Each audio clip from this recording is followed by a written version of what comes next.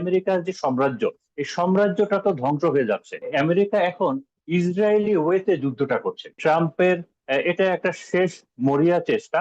যদিও এই মরিয়া চেষ্টাটাকে আহ, আহ, আমেরিকার কোনো বুদ্ধিজীবী কোনো ভালো চোখে দেখছে না। তার শেষ মরিয়া চেষ্টাটা কি, এটা আমি বিশ্বাস করি যে ট্রাম্প যে কোনো মূল্যে তার যুদ্ধটাকে একটা সমাপ্তি ঘটাতে চেয়েছিল আহ, এবং একই সাথে অনেকগুলো বিষয়ের ব্যালেন্স করতে চেয়েছিল। অনেকগুলো বিষয়ের ভিতরে তার নিজের জীবন, নিজের ব্যবসা, তার পরিবারের ব্যবসা, তার জামাইয়ের ব্যবসা, তারপরে তার রাজনীতির কেরিয়ার, মিড টার্ম সামনে যে ইলেকশন আছে সেই ইলেকশন, তার বন্ধুদের, তার বন্ধুদের ব্যবসা, এবং এই মধ্যপ্রাচ্যে যে পেট্রোডলার সেটা, ইসরায়েলের সাথে যে সম্পর্ক সেটা মেনটেন করা, ইউরোপ এবং অন্যান্য সেই বিষয়গুলো করা। তো এই সমস্ত কিছু নিয়ে, এই সমস্ত কিছুর আহ, আসলে আপনি হয়তো ট্রাম্পকে খেয়াল করলে দেখবেন যে ট্রাম্পের হঠাৎ করে আপনার মনে হবে যে তার বয়স যেন আরো 20 বছর বেড়ে গেছে। আপনি ট্রাম্পের যে কোনো ইন্টারভিউতেই তাকে অনেক, আপনি তাকে অনেক খ্যাপাটে এবং অনেক বিধ্বস্ত দেখতে পারবেন। এটা আমরা দেখতে পাচ্ছি। তো সে যে কোনো মূল্যেই চাচ্ছিল যে একটা যুদ্ধের একটা পজ হোক। আমি ইতি বলছি না, একটা পজ হোক। এবং আমি আমার যে বিভিন্ন ধরনের মিডল ইস্ট কিংবা বিভিন্ন যে যে নিউজ পেপার গুলো আমি ফলো করি, ইরানের তো 3টা নিউজ পেপার আছে, তেহরান টাইমস আছে, তাসনিম নিউজ আছে, ইসরায়েলের নিউজ পেপার আছে। কিংবা আমি যেটা দেখেছি সেটা হলো যে ট্রাম্প খুব চেষ্টা করেছিলেন, কিন্তু ইরান খুব হার্ড লাইনে ছিল। যে কারণে ট্রাম্প ডেসপারেট ছিলেন যে একটা নেগোসিয়েশন হোক, কিন্তু ইরান হার্ডলাইনে ছিল এবং ইরান কোনো বিষয়ে ছাড় দিতে রাজি হয় নাই। যে কারণে ট্রাম্প ওই চুক্তিটা করেছিল এবং সে একটা টেস্ট করতে চেয়েছিল যে আচ্ছা এইটার রিপার্কেশনটা কেমন হয়।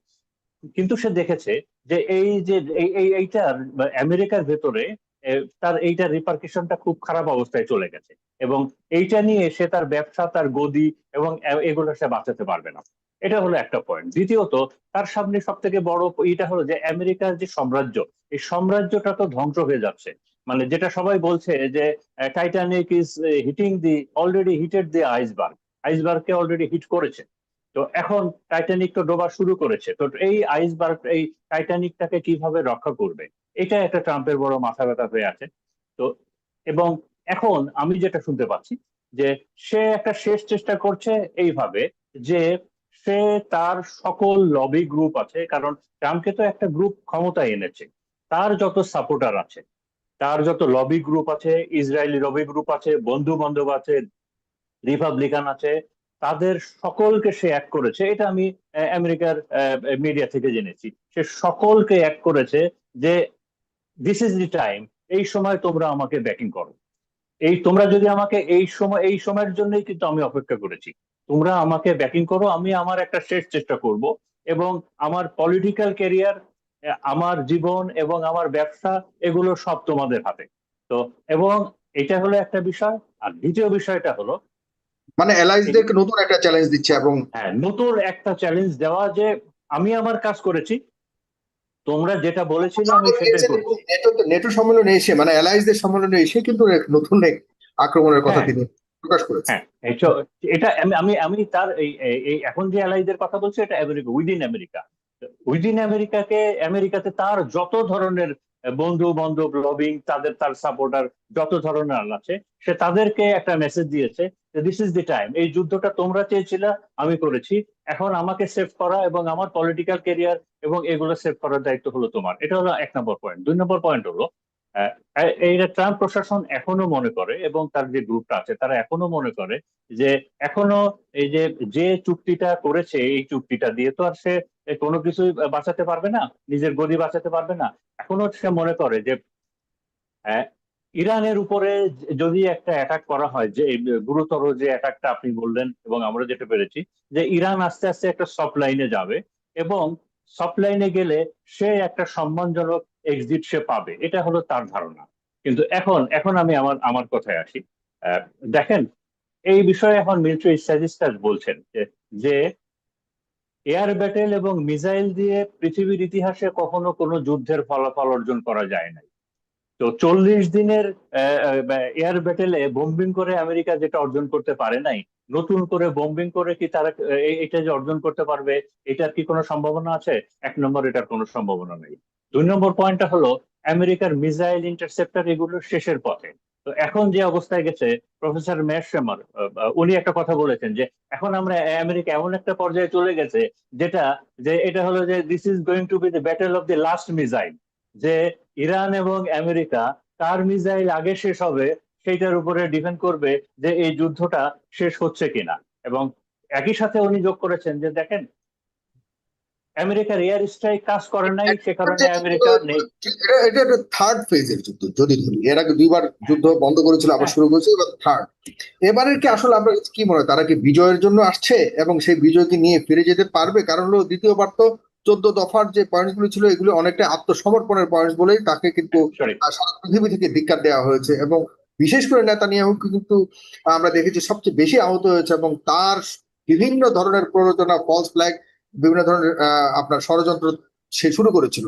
এখন এই নতুন করে শুরু করার পেছনে নেতানিয়াহুর কতটুকু আকাঙ্ক্ষা বা যুক্তরাষ্ট্রের কতটুকু ভবিষ্যতে ফেলে দেখেন? না, নেতানিয়াহুর আকাঙ্ক্ষা তো, নেতানিয়াহু এবং ইসরায়েল তারা তো চাচ্ছেই যে যুক্তরাষ্ট্র এই যুদ্ধটা চালিয়ে যাক। এটা নিয়ে তো কোনো সন্দেহ নাই, এটা নিয়ে কোনো সন্দেহ নাই। ইসরায়েল ডেসপারেটলি চাচ্ছে এই যুক্তরাষ্ট্র এই যুদ্ধটা চালিয়ে যাক এবং এই যুদ্ধটা মধ্যপ্রাচ্যে ছড়িয়ে পড়ুক, এটাও ইসরায়েল চাচ্ছে। এটা তাদের গ্রেটার ইসরায়েলেরই অংশ। তো আমি যেটা বলছিলাম, এখন আমি কিছু আপডেট হিসাবে বলি যে দেখেন, আহ, গতকালকে 7 ঘন্টা ধরে আমেরিকা বোম্বিং করেছে ইরানে, বিশেষ করে ইরানের সাউদার্ন পার্টে, তাদের এই যে বন্দর আব্বাস, তারপরে চাবাহার, এইসব এলাকায় প্রায় 7 ঘন্টা ধরে বোম্বিং করেছে। এবং ইরানের অনেক ক্যাজুয়ালিটিও হয়েছে, ইরানের অনেক ক্যাজুয়ালিটি হয়েছে। কিন্তু যেটা জেনে আমার ভালো লেগেছে যে ইরানের অনেক ক্যাজুয়ালিটি হয়েছে, হসপিটালে অনেক পেশেন্ট ভর্তি হয়েছে। এই হসপিটালের লোকদেরকে সাহায্য করার জন্য ইরানের দূর দূরান্ত থেকে মানুষ ছুটে এসেছে, যে কার সেবা লাগবে, কার রক্ত লাগবে, এই সব সাপোর্ট গুলো দেওয়ার জন্য। তারা কেউ পালিয়ে যায় নাই। ইরান আহ, গতকালকে বলেছে যে তারা আমেরিকার সাথে যে চুক্তি হয়েছে এই চুক্তি থেকে আমরা বেরিয়ে গেলাম। এবং ইরানের আয়াতুল্লাহ আরাফি, উনি এই ইরানের অ্যাসেম্বলির একজন হেড ইরানের, এবং তাকে একটা উনি আলী খোমেনির খুব ঘনিষ্ঠ ছিলেন, মুস্তফা খোমেনির খুব ঘনিষ্ঠ। তো উনি বলেছেন যে 3বার আমরা নেগোসিয়েশন করলাম ইরান আমেরিকার সাথে, এবং প্রত্যেকটা বারই নেগোসিয়েশনের মাঝখানে আমেরিকা বোম্বিং করেছে, আমাদের উপর আক্রমণ করেছে। তো এই যে চুক্তি হয়েছিল সেটা শেষ, এবং ভবিষ্যতেও আমরা আর কোনো চুক্তি করতে যাচ্ছি না আমেরিকার সাথে। বলছে যে ভবিষ্যতেও আমরা আর কোনো ধরনের চুক্তি করতে যাচ্ছি না আমেরিকার সাথে। তো একই সাথে একটা জিনিস, আমি দুইটা বিষয়ের কথা উল্লেখ করতে চাই, কারণ আপনারা খেয়াল করলে দেখবেন যে আমেরিকা এই মুহূর্তে ইরানের উপরে যে ধরনের আক্রমণগুলো করছে, এটাতে কিন্তু বেশি মারা যাচ্ছে সিভিলিয়ান, এবং সিভিলিয়ান ইনফ্রাস্ট্রাকচার ক্ষতিগ্রস্ত হচ্ছে। এটার সাথে আমি রিলেট করতে পারি যে আমেরিকা আমেরিকা এখন ইসরায়েলি ওয়েতে যুদ্ধটা করছে। এটা আমেরিকা যে তরিকায় বোম্বিংটা করছে, যে পরিমাণে সিভিল ইনফ্রাস্ট্রাকচার এবং বেসামরিক জীবন যেভাবে যাচ্ছে, এটা আমেরিকার যুদ্ধের স্ট্র্যাটেজি এটা না, ডক্ট্রিন এটা না, এটা ইসরায়েলি ডক্ট্রিন। ইসরায়েলি ডক্ট্রিনের দুইটা পয়েন্ট আমি বলি। একটা হলো, এটাকে বলে হলো ওদের দাহিয়া ডক্ট্রিন বলে। দাহিয়া ডক্ট্রিনটা হলো যে আহ, এখানে কোনো বেসামরিক ইনফ্রাস্ট্রাকচার কিংবা বেসামরিক মানুষ বলে কিছু নাই। ইসরায়েল যেখানে তার থ্রেট মনে করবে পুরা জায়গাটা সে মাটির সাথে মিশিয়ে দিবে। সেখানে কতজন বেসামরিক মারা গেল, কি ইনফ্রাস্ট্রাকচার নষ্ট হলো, এটা দেখার বিষয় না, পুরোটাই তার মিলিটারি টার্গেট। আর আরেকটা বিষয় হলো, এটাকে স্যামসাং স্যামসাং ডক্ট্রিন বলে ইসরায়েলি, যে ইসরায়েল যদি ক্ষতিগ্রস্ত হয় কোনোভাবে, তবে ইসরায়েল চিন্তা করবে না যে এই পৃথিবী টিকে থাকবে কি টিকে থাকবে না, পৃথিবীর মানুষের হিউম্যানিটির কি হবে। ইসরায়েল তার সব অস্ত্র ব্যবহার করবে তার নিজের অস্তিত্বের জন্য। তো আমি এই আমেরিকা এই মুহূর্তে ইরানে যে যুদ্ধগুলো করছে, এটা আমি ওই Israeli way of doing the war এইটা দেখতে পাচ্ছি।